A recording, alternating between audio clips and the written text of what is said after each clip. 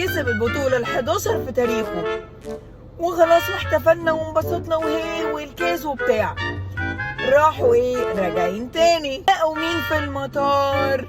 هو ده الراجل اللي كان ماسك العلم وكان عمال يضايقهم وهم جايين. انت حظك فقر، يلا انت حظك فقر اكتر مني انا شخصيا. وراحوا مسكوه عملوا له زفه بلدي، قعدوا يلفوا حواليه ويغنوا ايه اليوم الحلو ده زي ما انتوا شايفين كده.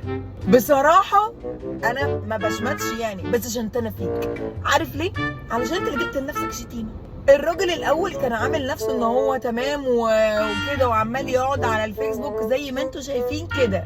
بعد كده راح اتعصب وقال هاتولي اسم ده اللي هو مصطفى شوبير، اللي هو ما شاء الله عليه تألق في اخر كام ماتش، وهاتولي اسمه وانا لازم ما اعرفش ايه. انت مش كنت هادي من شويه وقاعد يعني ماسك تليفونك